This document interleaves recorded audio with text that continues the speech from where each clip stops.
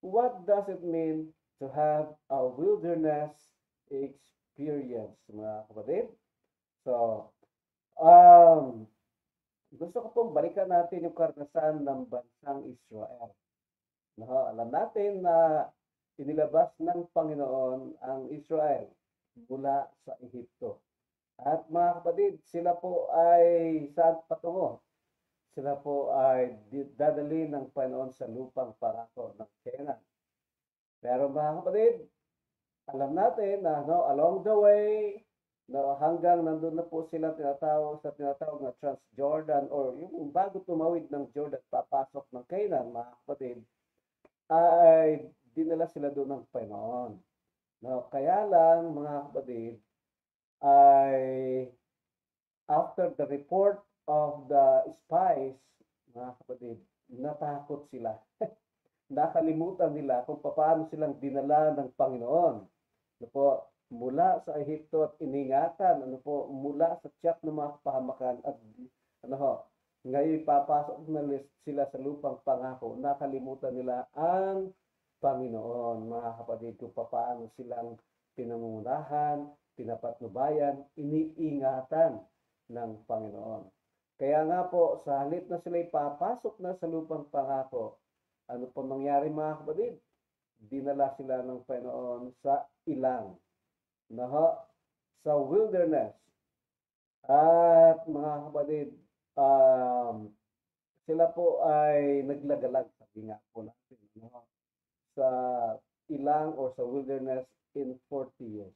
Alam po ba ninyo mga kapatid na kailangan pa pong um, mamatay yung mga matatanda, yung old generations, mga kapatid, para lang makapasok sila sa lupang pangako. Kaya nga po ang lahat ng pumasok sa sa lupang pangako, mga kapatid, ay mga bagong generations.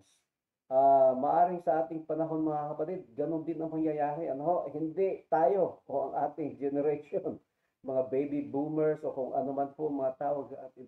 Maaring mga millennials, maaring Generation Z or Alpha ang papasok mga kapatid sa lupang pangako ng Panginoon. So, tayo po ay nasa tinatawag na wilderness experience, mga kapatid. So, alam po natin na dahil po sa kanilang kawalan ng pananampalataya sa Panginoon in response, God disciplined Israel by having them wander for an entire generation in the wilderness before allowing them to move into the land of Canaan. So ito po yung unang karanasan mga kapatid na sinasabi ng ating pong pag-aaral na wilderness experience. So maaari tayo, mga kapatid, ay nakakaranas din ng ganyang karanasan katulad ng Israel nung sila ay nasa ilang. We sometimes feel far from God. Or we sometimes feel spiritual dry. Kahapon, burnout, spiritual burnout. We maybe also experience spiritual dryness. Seems like living in the wilderness. Or that our prayers are hitting the ceiling, mga kapatid. Parang tayo ay, ang ating mga panalangin ay parang nandiyan lang lagi sa kesame, mga kapatid. We sometimes feel free for, far from God, dry, and our prayers are hitting the ceiling. Or we may feel a sort of spiritual depression and find it difficult to find the joy of the Lord. Sinisikap mo maging masaya pero hindi ka talaga maging masaya. Mga kapatid, lalo na marami sa atin ay sabi po natin financially. Sabi na lang natin mga kapatid ay talagang naghihirap. Lagi yung sabi natin, parang laging kulang. So, kaya nga po ay parang ang ating mga panalangin walang katugunan. And some, maybe during this time, experience a spiritual attack. Or others undergo temptations. Mga kapatid, this wilderness experience, maaring consequence or bunga ng ating pong mga sariling mga pagkakamali. would like to personally also admit mga kapatid na ako'y nakaranas din yan. I am not saying na I am exempted from this experience, or the wilderness experience, mga kapatid. I go through or I went through and I may be, still going through in this wilderness experience, mga kapatid. Pero madalas, ang wilderness experience ay dumarating na lang yan, mga kapatid, nang hindi natin inaasahan. Now, when we experience wilderness experience, the Lord leads us into this wilderness experience. And perhaps, as a time of testing by God to produce maturity in us. Mga kapatid, madalas ito pong wilderness ay nangyayari pagkatapos ng tayo ay nakaranas ng tinatawag na mountaintop experience. Pag sinabing mountaintop experience, yung maaluwal na pamumuhay. No? Tandaan na natin mga kapatid, hindi laging maaluwal ang pamumuhay. Darating din po na tayo ay bababa doon sa valley, doon sa kapatagan, na kung tawagin ay the wilderness experience, mga kapatid. Kaya na po, kapag tayo ay nasa ganitong mga kalagayan at karanasan, ano man po ang inyong wilderness experience right now, ano ang ating gagawin? Yan actually yung tanong dyan eh. What are we to do when we are in the wilderness experience? Madali lang mga kapatid. Unang-una, remember that God is faithful. No? Ang sabi nga po ng Romans 8:38 to 39, nothing can separate us from God. No? For I am convinced that neither death nor life, neither angels nor demons, neither the present nor the future, nor any powers, neither height nor depth, nor anything else in all creation will be able to separate us from the love of God that is in Christ Jesus, our Lord, mga kapatid. So, kaya nga po, tandaan natin na ang Panginoon ay tapat. Despite how it may feel, God has not abandoned us in the wilderness. Tingnan natin mga kapatid, ang bansang Israel, nung sila po ay nasa wilderness, hindi sila pinabayaan ng Panginoon. No? Every morning, it rains manna. Mga kapatid, alam po natin yung manna, di ba? Ang ibig sabihin po niyan ay, what is this? Yung sabihin ng manna. Actually, patanong po yun, manna, what is this? Lumipas na lang po yung kanilang 40 years experience in the wilderness, hindi pa po nila alam kung ano yon. Pero mga kapatid, manna actually is a grace of God. Now, every morning, ay tayo pinauulanan ng Panginoon ng kanya po manna o ng kanyang biyaya. Sabi nga po, ay ng Lamentations, they are new every morning, mga kapatid.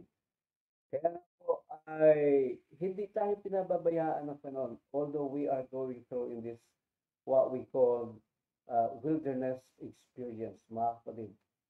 And then, of course, mga kapatid, ay alalahatin po natin na hindi lamang po tayo ang nakakaranas nito. Hindi tayo, hindi ikaw ang una at huli. Napakaraming mga kapatid, kahit po ang mga lingkod ng Panginoon noong unang mga panahon, mga tapat sila mga kapatid, mas tapat pa kaysa sa atin sa kanilang paglilingkod sa Panginoon. Pero hindi po nangangahulugan na tayo lamang ang nakakaranas ng wilderness experience. Let's say for example, si Elijah mga kapatid, alam natin ang kwento ni Elijah. Now, after na siya po ay manindigan para po sa Panginoon, siya po ay gustong patayin ni Jezebel. Kaya siya ay lumisan, nagtago, napagod mga kapatid sa kanyang paglalakbay hanggang siya ay dumating sa ilalim ng isang punong at doon nagmuni-muni siya. Mabigat ang kanyang suliranin. Ang sabi nga mga kapatid ay nagkaroon siya ng depression. Yan din po ay wilderness experience, mga kapatid. At sabi nga po niya ay gusto ko nang mamatay. Na, ano pa bang kabuluhan ng pagsunod at paglilingkod sa Panginoon kung ganito ang karanasan? Sabi niya, gusto niya nang magpahinga hanggang siya ay nakatulog, mga kapatid. No? And siya po ay pinalakas, no, ng anghel. So kita niyo, mga kapatid, kahit ang lingkod ng Panginoon, tapat na naglilingkod, nakakaranas din po ng wilderness experience. Si Paul, mga kapatid, naalala natin, si Apostol San Pablo, no, ay nakaranas din po ng wilderness experience, pagkabilanggo, pagkagupit, no, tinadyakan, sinipa, tinahiya, mga kapatid, binilanggo, lahat po, no. Pero pagkatapos noon, ang sabi po niya, mga kapatid, no, ay yung binasa natin kanina, no, siya po ang sumulat noon. Walang anumang makapaghiwalay sa atin mula. Si Job, mga kapatid, naalala po natin, the suffering servant, no? Nung sabihin ng Panginoon na pinakatapat niyang lingkod, no, nung kanyang panahon, kita niyo, mga kapatid, nakaranas din po niyan. At mapapansin natin, mga kapatid, na ang kanya pong wilderness experience is inflicted by the enemy, no, ng kaaway. So, kaya nga po yung ating wilderness experience, it might be, no, ay sabihin po natin consequence of our failures, or it may be, ano po, inflicted by the enemy of God, or it will be a test of faith, mga kapatid. Pero lahat po ng yan ay wilderness experience. Kaya nga po, titingnan natin, all had wilderness experience. Alam niyo po, mga kapatid, mismo ang ating Panginoon Jesus, nung naririto sa lupa, after his baptism, now Jesus intentionally went into the wilderness. Kita niyo, mga kapatid, kahit ang ating Panginoon Jesus, no, pumunta rin sa wilderness. No, doon siya nagmuni-muni, no, before starting his ministry on earth to prepare, no, for his ministry. Kaya maaring ikaw, kapatid, ay nasa wilderness experience din. Dinala ka ng Panginoon dyan sa katnasan sapagkat inihahanda ka rin sa ministry. Naalala mo si Moses, mga kapatid. 40 years in the wilderness. Inihanda ng Panginoon din. No? Bago siya tawagin ng Panginoon para pangunahan ang bansang Israel na ilabas mula sa Ehipto. Mga kapatid. So, kaya nga po, mga kapatid, kailangan po nating tularan ang Panginoon Jesus. Sa ating wilderness experience, mga kapatid, no, ay alisin natin yung mga bagay na humahadlang sa atin sa Panginoon. No, at tayo magpakalapit-lapit sa Kanya samantalang tayo ay nakakaranas ng tinatawag nating wilderness experience. Resist temptation with the Word of God. No, kasi ang kaaway gumagamit din ng salita ng Panginoon. Gamitin din natin ang salita ng Panginoon. And rely on the Holy Spirit. Laging magtiwala, mga kapatid, sa kapangyarihan ng banal na Espiritu and ask God for help. Lakas ng ulan, mga kapatid, maaaring naririnig din dyan. Sa Panginoon dito. Kaya nga po, si Apostol San Pablo, sabi po niya, but we have this treasure, no, in jars of clay to show that this all surpassing power is from God and not from us. We are hard-pressed on every side, but not crushed. Perplexed, but not in despair. Persecuted, but not abandoned. Struck down, but not destroyed. We always carry around in our body the death of Jesus, so that the life of Jesus may also be revealed in our body. Kasi po, mga kapatid, sabi po ni Apostol San Pablo sa 2 Corinthians, no? Sa Tagalog, napakaganda, sabi niya, kabilaan ang pagpapahirap sa amin, ngunit hindi kami nalulupi. Wow. Kung minsan nababagabag, ngunit hindi kami nawawala ng pag-asa. Inuusig kami, ngunit hindi pinababayaan.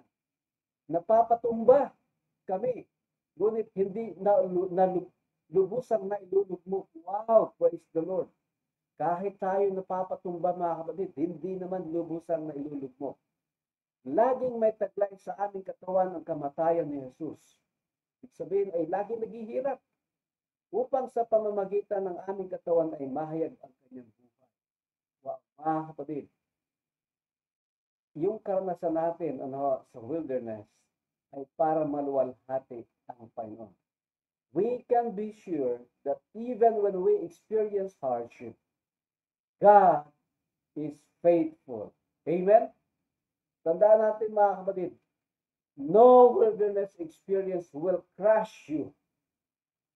No? Wala pong wilderness experience na ikaw ay dudurugin.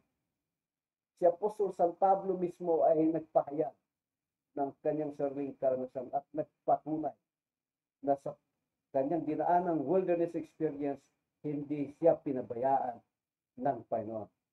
Kaya nga po mga kapatid, sa halip, we can enjoy it with joy, knowing that it is a temporary trial which can produce godly maturity in us, mga kapatid. Kaya nga po, ayan ho, not only so, but we also glory in our sufferings because we know that suffering produces perseverance. Perseverance, character, and character, hope. Hope does not put us to shame because God's love has been poured out into our hearts through the Holy Spirit that has been given to us, mga kapatid. Kaya nga po, kung titingnan natin mga kapatid, ay wilderness can sometimes lead us to depression. But mga kapatid, it is good idea to talk with a friend who can give godly encouragement. Kung kayo'y nakakaranas ng wilderness experience at kailangan niyo po ng tinatawag na professional help, humingi kayo ng tulong mga kapatid. Huwag kayong mahiya. If you are going through mental challenges or depression, ito'y lagi ko pong sinasabi sa inyo mga kapatid. Huwag kayong mahiya magsabi sa inyong lingkod kasi ako personally nakaranas ng depression, mga kapatid, at matindi to the point, mga kapatid, na katulad ng karanasan ni Elijah na gusto na pong mamatay, mga kapatid. Pero thanks God, dumating yung pagkakataon na mapanagumpayan ang wilderness experience. Kasi ang wilderness experience, mga kapatid, ay pinaparanas sa atin ng Panginoon upang dalisayin tayo sa atin pong mga paglilingkod, sa atin pong mga likas. Mga kapatid, we can enjoy life. We can enjoy, experience God's faithfulness as we trust in Him, as we go through this wilderness experience. Yun lang po ang kailangan natin gawin, mga kapatid. Lalahanin natin, God is faithful.